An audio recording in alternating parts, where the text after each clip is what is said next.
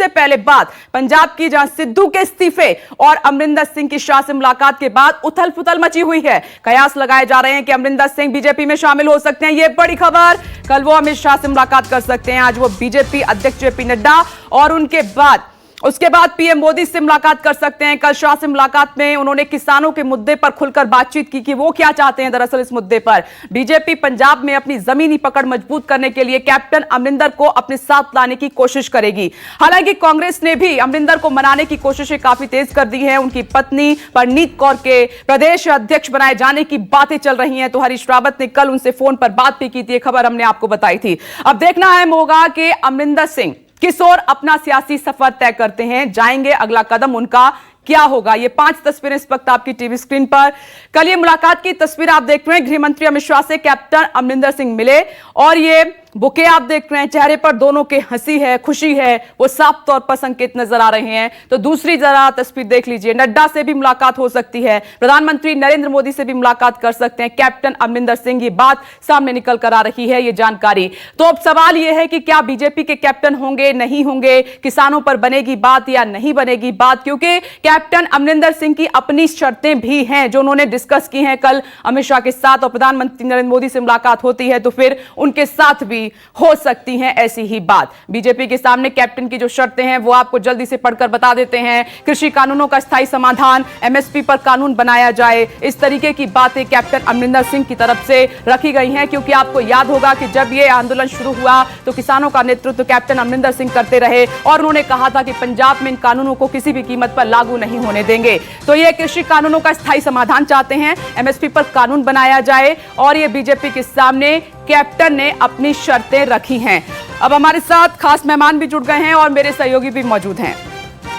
राजीव जेटली साहब को आप देख पा रहे हैं, बीजेपी स्पोक्स पर्सन हैं, और हर्षप्रीत खड़ियाल जी भी हमारे साथ मौजूद हैं, पंजाब कांग्रेस स्पोक्स पर्सन। आप दोनों का बहुत बहुत स्वागत है इस चर्चा में। और साथ ही मेरे सहयोगी कुमार गौरव जेपी नड्डा के घर के बाहर मौजूद हैं, और विशाल अंग्रेज चंडीगढ़ से हमारे साथ जुड़ गए हैं। साथ ही ऋषिकेश कुमार लोधी रोड पर हैं और वो क्या कर रहे हैं इस वक्त कैप्टन, उस पर अपडेट हमें देंगे। लेकिन सबसे पहले विशाल आपका रुख करना चाहूंगी।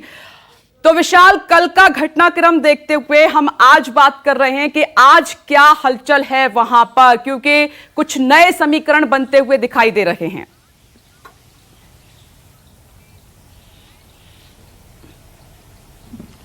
विपनेश, काफ़ी नए और हर एक घंटे के बाद पंजाब की राजनीति बदलती हुई दिखाई दे रही है। और यही कारण है कि कल जिस तरह से परसों हमने कैप्टन अमरिंदर सिंह के साथ बातचीत भी की थी तो उन्होंने बिल्कुल ही मना कर दिया था कि ऐसी कोई भी बात नहीं है। उन्होंने सिर्फ अपना सामान उठाना है कपूरथला हाउस से और अपने कुछ चुनिंदा मित्रों को मिलना है, और मित्र उनके मिल गए हैं। कल जो अमित शाह के साथ उन्होंने पौना घंटा के करीब जो बैठक की है अपने मित्र के साथ, और उसके बाद आज हो सकता है कि जो हमारे सोर्सेज बता रहे हैं एक बार फिर मुलाकात हो। और मुलाकात में क्योंकि कल एक ब्लूप्रिंट तैयार कर लिया गया है कि किस तरह से काम करना है और किस तरह से जो किसानों के मसले उलझे हुए हैं, जिसके लिए सीधा सीधा जिम्मेवार राहुल गांधी को ठहराया जा रहा है कि जब राहुल गांधी ने यहाँ पर किसानों के हक के लिए ट्रैक्टर यात्रा शुरू की और उसके बाद किसान आंदोलन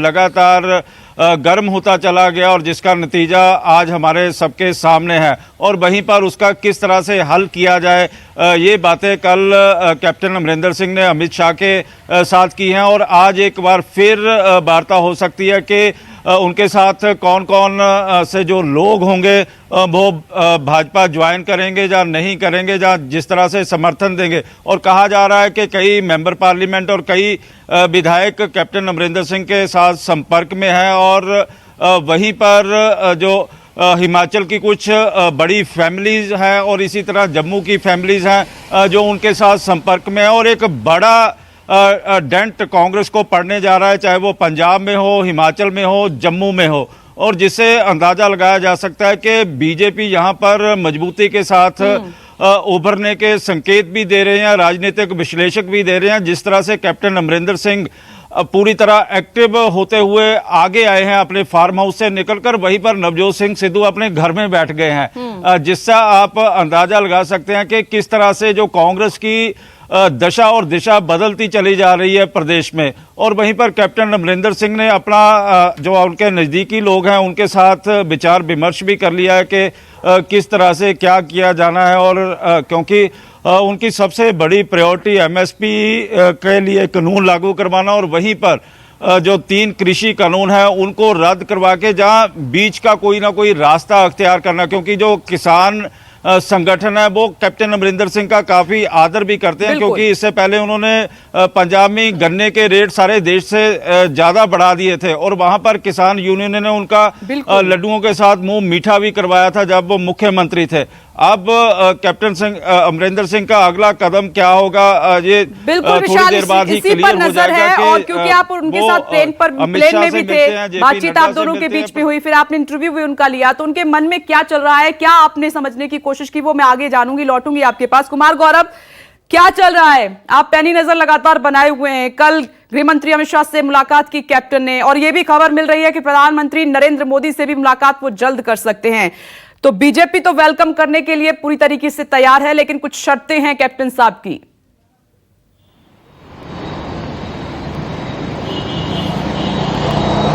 देखिए विपनेश, बिल्कुल जैसा कि आपने कहा कि बीजेपी उनको वेलकम करने को तैयार है। जाहिर तौर पे बीजेपी चाहती है कि वो पार्टी में आ जाएं, लेकिन खास बात यह है कि चूंकि कैप्टन का एक किसान का जो एंगल है, कैप्टन ने जब कल मुलाकात की अमित शाह से, उसमें उन्होंने किसान तीनों बिल रिपील करने की बात की, एमएसपी पे कानून की बात की, और उसी लाइन पे बीजेपी और अमरिंदर सिंह के बीच बातचीत चल रही है। देखिए, जो मोटे तौर पर बात निकलकर सामने आई है वो ये है कि बीजेपी चाहती है एक होलसेल डील हो। कहीं ना कहीं सिर्फ कैप्टन अमरिंदर सिंह नहीं, कांग्रेस के और भी जो इस इलाके के नेता हैं वो भी बीजेपी से जुड़े, ताकि जो बीजेपी का सूखा है पंजाब में वो खत्म हो, 3 सीटों पे वो ना रहे। चूंकि पुराना जो उनका गठबंधन था अकाली दल से, वो कृषि कानून के मुद्दे पे ही टूटा है। वो चाहते हैं कि कैप्टन उनके साथ है, लेकिन मामला यह है कि कैप्टन अमरिंदर सिंह ही किसान आंदोलन के एक तरीके से आप कह सकते हैं कि अगुवा रहे हैं। शुरुआत उन्होंने किया है, और अगर कैप्टन आते हैं तो वो अपनी शर्तों पे आएंगे। तो वो सारी शर्तें कल अमित शाह के साथ कैप्टन अमरिंदर सिंह ने डिस्कस की है। मोटे तौर पे जो बात आ रही है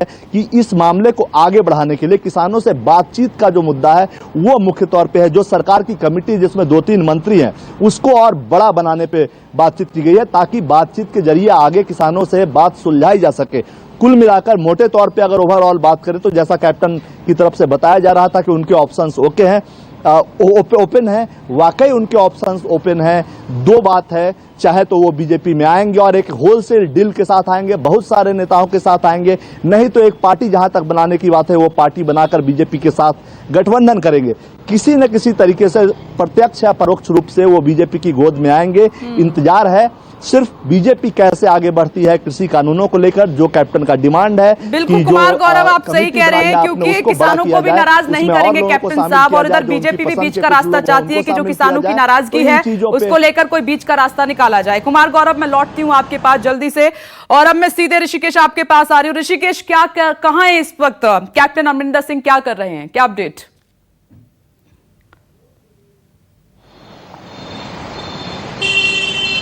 देखिए, कैप्टन अमरिंदर सिंह लगातार अपना ठिकाना बदल रहे हैं। कल वो होटल संग्रीला में थे, देर रात जब अमित शाह से मुलाकात कर निकले तो वो लोधी रोड में एक 5 सितारा होटल में थे। अब भी वो उसी 5 सितारा होटल में हैं जहां मैं बाहर खड़ा हूं।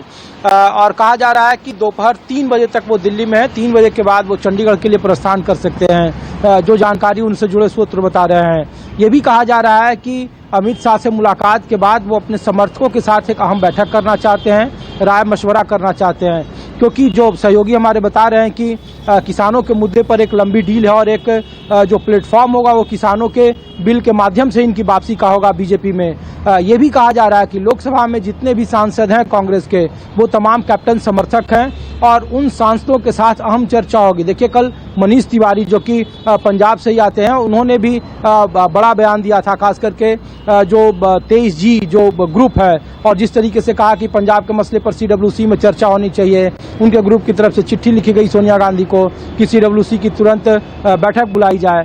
तो बातचीत चल रही है, लेकिन कैप्टन अपने समर्थकों के साथ राय मशवरा करेंगे। ये बातें भी सच है, क्योंकि लोकसभा में जितने भी कांग्रेस के सांसद हैं पंजाब में, अधिकतर कैप्टन के साथ हैं और कैप्टन का समर्थन है उनके साथ। जब पंजाब का क्राइसिस के दौर से जब गुजर रहा है तभी ये बातें हो रही है। दूसरी जो जानकारी है कि दोपहर 12 बजे राहुल गांधी पहुंच रहे हैं और सिद्धू के मसले पर मुलाकात हो सकती है। सिद्धू ने लगभग इस्तीफा वापस लेने का मन बना लिया है। कुछ जो नियुक्तियां हैं उसमें तब्दीली करने को कांग्रेस आला कमान तैयार है। चलिए, इस पर ऋषिकेश आप अपनी नजर बनाए रखिएगा। जैसे ही अपडेट आएगा सीधे हम आपका रुख करेंगे, मेहमानों का रुख कर लेते हैं। राजीव जेटली साहब, आप तो बहुत खुश होंगे क्योंकि आप पंजाब में अपनी सियासी जमीन मजबूत करने की कोशिश कवायद कर रहे हैं। अगर कैप्टन साहब आ जाते हैं तो बड़ा सिख चेहरा है, उनका वोट बैंक की आपकी तरफ शिफ्ट हो सकता है। किसान आंदोलन जो आपके लिए बहुत बड़ी मुसीबत बना हुआ है तो वो भी हल हो सकती है। तो चारों तरफ से आपके लिए तो फायदा ही फायदा है। नहीं, मैं अभी आपकी न्यूज़ सुन रहा हूँ, रिपोर्टिंग भी देख रहा हूँ मैं, क्योंकि बड़ा कंफ्यूजिंग रिपोर्टिंग है। कैप्टन साहब के अपने प्रेरोगेटिव्स हैं, उनके विशेषाधिकार हैं, वो कहाँ जाना चाहते हैं, कहाँ नहीं जाना चाहते, क्या करना चाहते हैं। लेकिन एक बात तो सच है कि एक विचारधारा जो प्रभावित करती है इस देश की जनता को, पंजाब की जनता को, वो कैप्टन साहब की विचारधारा है। बावजूद उसके कि वो एक राजनीतिक पार्टी में बहुत दबाव में थे, उनसे किस तरीके की अपेक्षाएं की गई थी, उन्होंने उनकी बात नहीं मानी, उसका खामियाजा भी उनको भुगतना पड़ा। यही एक वजह रही है जिसमें कैप्टन साहब को से इस्तीफा मांगा गया। अपमानित करवा करके कांग्रेस पार्टी ने उनको अपनी पार्टी से मुख्यमंत्री पद से हटाया। तो ये सब बातें कैप्टन साहब ने कही। और आप देखिए, अभी तक जब तक मैं अभी देख रहा हूं आपके चैनल पे, हर किसी ने दूसरे पे इल्जाम लगाया। इल्जाम लगाने वाले कौन है? सिर्फ कांग्रेसी। लगाया किसके ऊपर जा रहा है? कांग्रेसियों के ऊपर। चाहे वो राष्ट्रीय स्तर पे हो, चाहे वो प्रादेशिक स्तर पे हो। कौन सा ऐसा विधायक है? आज भी आधे विधायक जो है नवजोत सिंह सिद्धू के खिलाफ है, आधे विधायक हैं वो चन्नी जी के खिलाफ है, आधे विधायक जो है वो कैप्टन साहब के खिलाफ रहे थे, और दूसरी तरफ मनीष तिवारी उनके ऊपर अटैक कर रहे हैं कि ये देश विरोधी गतिविधियां करी जा रही हैं हमारी पार्टी के अंदर। वह कपिल सिब्बल अटैक कर रहे हैं, वो भी अपने राष्ट्रीय नेतृत्व के ऊपर। तो आप सोचिए क्या हालात बने हुए हैं। ऐसी राजनीतिक व्यवस्था के अंदर कोई भी नेता कैसे जीवित रह सकता है? मतलब राजनीतिक तौर पर कह रहा हूं मैं। तो बीजेपी वेलकम करने के लिए तैयार है, और तैयार है तो क्या जो कैप्टन साहब की शर्तें हैं वो मानने के लिए तैयार है बीजेपी? देखिए, आपने जो कोट किया कैप्टन साहब की शर्तों के बारे में, ये तो हमारी पहले से भी लाइन रही है। हम तो बार बार किसान संगठनों से, किसान भाइयों से कह रहे हैं कि आइए चर्चा कीजिए। चर्चा तो 11 दौर की हो चुकी है, लेकिन समाधान तो नहीं निकला ना जेटली साहब। मैं आपको बताता हूं कि जो जब तक किसान ईमानदारी से, किसान नेता इसमें थे, विज्ञान भवन की मीटिंग के बाद आपने देखा, आपने भी उसको रिपोर्ट किया था। विज्ञान भवन की मीटिंग के बाद तो एक्सेप्ट करते हुए नजर आए थे कि जो सरकार और हमारे बीच में समन्वय है वो बेहतर तरीके से बन चुका है। जो अमेंडमेंट हम चाहते हैं वो अमेंडमेंट करे जा रहे हैं। उसके बाद यू टर्न लिया जाता है और राजनीतिक लोग उस मंच को संभाल लेते हैं। आप बताइए कि कौन कौन से ऐसे नेता हैं जो राजनीतिक नहीं है, पॉलिटिकल नहीं है? गुरनाम सिंह चंडूरी ले लीजिए, टिकैत साहब ले लीजिए, योगेंद्र यादव, इनका क्या एजेंडा है? सब आप वेलकम करने के लिए तैयार खड़े ना? कैप्टन साहब आते हैं अपनी शर्तों के साथ तो आप तैयार हैं, आ जाइए।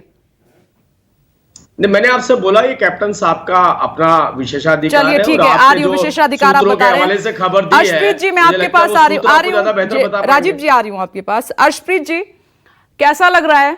कैप्टन साहब जा रहे हैं, आपके एक मजबूत नेता पंजाब में, ये आपका घर मजबूत था जो आज पंजाब में कमजोर हो गया है। और राज्यों की तो बात मैं नहीं करती हूँ, सिर्फ पंजाब की। बीजेपी से मिल रहे हैं, जा रहे हैं उधर, कैसा लग रहा है आज? देखिए, पहली बात तो है कि कांग्रेस पार्टी एक लोकतांत्रिक पार्टी है जिसको एक व्यक्ति या दो व्यक्ति नहीं चलाते। जितने वर्कर्स है, जितने लीडर्स है, सब बराबर है, सब उतने ही सिग्निफिकेंट है। दूसरी बात यह है कि पंजाब में बीजेपी की एग्जिस्टेंस उतनी ही है जितनी मोदी साहब की प्रेस कॉन्फ्रेंसेस होती है, शून्य। इनको ये है कि अगर कैप्टन साहब हमारी पार्टी में आ जाएंगे, इनके दरवाजे, इनके मुंह, इनकी बाहें सब खुला है कि हमारे पास कैप्टन साहब आ जाएं, हम शायद 1-2 सीट हम भी जीत लेंगे। बिकॉज बीजेपी ने जो किया है पंजाब के किसानों के साथ, हिंदुस्तान के किसानों, अन्नदाताओं के साथ, वो एंटी बीजेपी सेंटिमेंट पंजाब में एग्जिस्टिंग है इस वक्त। इनके लीडर्स को पंजाब में घुसने नहीं दिया जाता। क्यों लग रहा है? पहले आपने उनकी इंसल्ट की, खुद मीडिया के सामने कैप्टन साहब ने बोला, आप उनको इस्तीफा तक देना पड़ा, ऐसे हालात हो गए, उनकी सुनी तक नहीं गई। तो अब आपको बुरा क्यों लग रहा है? वो कहीं पर भी जाएं, किसी को भी फायदा पहुंचाएं? देखिए, कैप्टन साहब का प्रोगेटिव है, कहां जाना है, कहां रहना है, उनकी मर्जी है।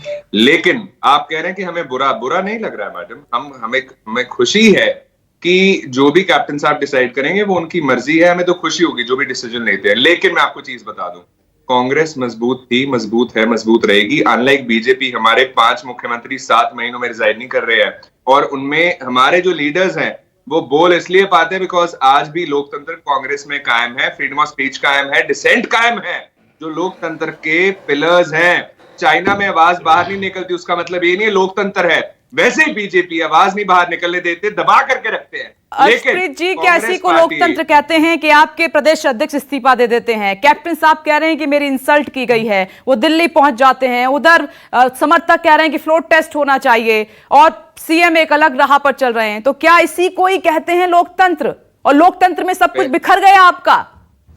पहली बात तो यह है, पंजाब के मैं आपको स्टेट ऑफ अफेयर्स बता दूं, फिर आपके जवाब पे आ रहा हूं। श्रोमणी अकाली दल ऑपोजिशन में है, 5 पार्टीज श्रोमणी अकाली दल के नाम पे पंजाब में फ्लोट कर रही है, 5 पार्टीज एसएडी। आम आदमी पार्टी के लीडर ऑफ ऑपोजिशन, उनके एमएलएस बहुत सारे कांग्रेस में आ गए बिकॉज उनको कांग्रेस में बिलीफ है। तीसरी बात, बीजेपी की एग्जिस्टेंस मैंने बता दी शून्य है। चौथी बात, आपका सवाल, सिद्धू साहब के रेजिग्नेशन लेटर के नीचे देखिए क्या लिखा हुआ है, I will continue to serve the Congress party. दो राह मत रखिए कि कांग्रेस में आज भी हैं, कल भी थे और आगे भी रहेंगे, वो सर्व करते रहेंगे। तीसरी बात, कैप्टन साहब ने अभी ऐसा कुछ किया नहीं, वो सेकेंडरी है उनका स्टेप।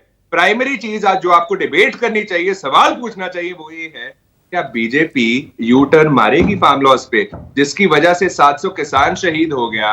1 साल तकरीबन होने जा रहा है जब से किसान बॉर्डर पे बैठे हैं, गर्मी में, सर्दी में, बिजली चलिए के ठीक है, बगैर, ये सवाल मैं ठंड में। पूछूंगी तो पूछूंगी उनसे पूछिए